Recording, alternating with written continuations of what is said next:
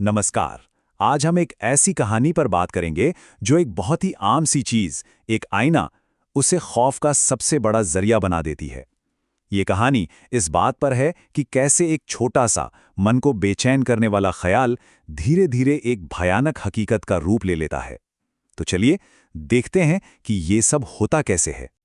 और कहानी की शुरुआत होती है बस इस एक लाइन से। कमाल की बात है ना, ये एक लाइन सीधा हमारा ध्यान खींच लेती है बाथरूम के आईने पर। मतलब एक ऐसी जगह जहां हम शायद सबसे ज्यादा अकेले और कमजोर होते हैं। और बस यहीं से शक का पहला बीज बो दिया जाता है। तो कहानी के पहले हिस्से में हम देखते हैं एक बेचैन करने वाले अक्स को। यहां से ये समझना शुरू होता है कि कैसे एक बिल्कुल मामूली सी चीज हमारे ही दिमाग में डर का एक ऐसा जाल बुन सकती है। देखिए, कहानी किसी जंप स्केयर से शुरू नहीं होती, बिल्कुल नहीं। डर बनाया जाता है बहुत छोटी छोटी अजीब सी चीज़ों से। ऐसी चीज़ें जिन्हें हम और आप शायद अपना वहम समझकर इग्नोर कर दें। सोचिए, क्या आईने में जो अक्स है वो सच में कुछ ज़्यादा देर तक घूर रहा था, या ये बस दिमाग का खेल है? यही वो शक है जो असली खौफ की नींव डालता है। और फिर आता है ये मोमेंट, एक ऐसा पल जब शक की कोई गुंजाइश ही नहीं बचती। रिया ने पहनी है एक सफेद टी शर्ट, लेकिन आईने में उसका अक्स काली टी शर्ट में है। अब ये कोई वहम नहीं हो सकता, है ना? ये तो एक ठोस हकीकत है। और अब डर सिर्फ दिमाग में नहीं, बल्कि बिल्कुल आंखों के सामने आकर खड़ा हो गया है। अब मामला सिर्फ देखने से कहीं आगे बढ़ चुका है। आईने के अंदर की जो दुनिया है ना, वो अब बाहर की दुनिया पर असर डालने लगी है। सोचिए, अक्स आईने को छूता है और कमरे में सचमुच ठंड फैल जाती है। इसका मतलब तो एक ही हो सकता है कि जो भी चीज अंदर है वो बाहर आ सकती है। यानी खतरा अब फिजिकल है, असली है। तो अब कहानी दूसरे पड़ाव पर पहुंचती है। आईना कल दिखा रहा है। अब पता चलेगा कि इस आईने का असली भयानक मकसद आखिर है क्या। ये सिर्फ एक अजीब सा अक्स नहीं है, बल्कि ये भविष्य की एक चेतावनी है। जरा इस डर की गहराई को महसूस करने की कोशिश कीजिए। रिया बिल्कुल नॉर्मल है, उसकी आंखों में आंसू नहीं है, लेकिन आईने में उसका अक्स फूट फूट कर रो रहा है। ऐसा क्यों? क्योंकि आईना उसे वो दर्द दिखा रहा है जो उसे कल महसूस होगा। ये आने वाले किसी बड़े मातम की पहली डरावनी झलक है।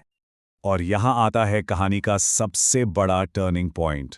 अब तक आईना सिर्फ इशारे कर रहा था, लेकिन अब वो चुप नहीं है। वो सीधे सीधे मौत की भविष्यवाणी कर रहा है। बात अब सिर्फ अजीब घटनाओं की नहीं रही, अब तो जान बचाने की नौबत आ गई है। और असली दहशत बस यहीं से शुरू होती है। अब कहानी अपने तीसरे हिस्से में है, एक भयानक चेतावनी। जब बात जान पर बनाती है तो आईने के संदेश भी और ज्यादा डेस्परेट और हिंसक हो जाते हैं। और इस बार इस डर को देखने वाला कोई और भी है।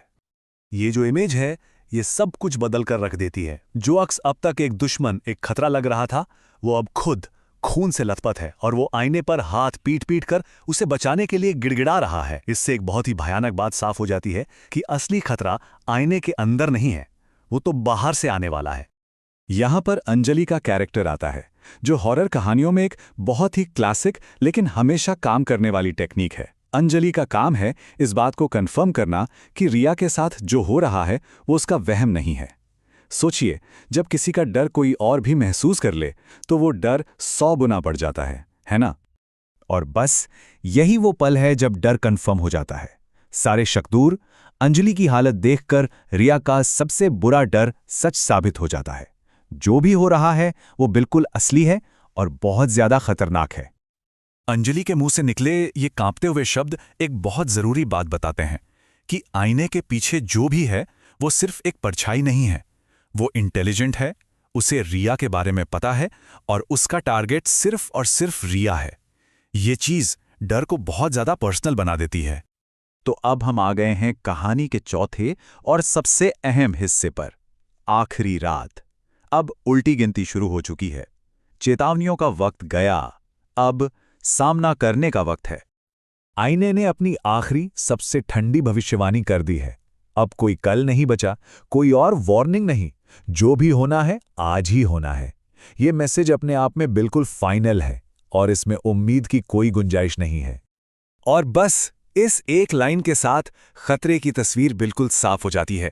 ये कोई भूत प्रेत या साया नहीं है, ये एक असली जीता जागता कोई है, एक वो जो इसी दुनिया में, इसी कमरे में आने वाला है। डर अब आईने तक महदूद नहीं रहा, वो बाहर आ चुका है। ये टाइमलाइन देखिए, ये बहुत ही शानदार तरीके से टेंशन को बढ़ाती है। आधी रात के बाद हर एक चीज आने वाली तबाही का इशारा है।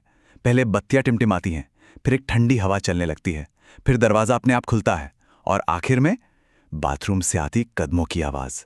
मतलब डर हर पल और करीब आ रहा है। और अब कहानी का आखिरी हिस्सा, श्राप, जारी है। वो भयानक रात गुजर चुकी है। तो अब देखते हैं कि उस रात के बाद क्या हुआ और कहानी का सबसे बड़ा, सबसे खौफनाक राज क्या है। सवाल यह है कि रिया आखिर गई कहां? अगली सुबह का सीन एक क्राइम सीन इन्वेस्टिगेशन जैसा लगता है।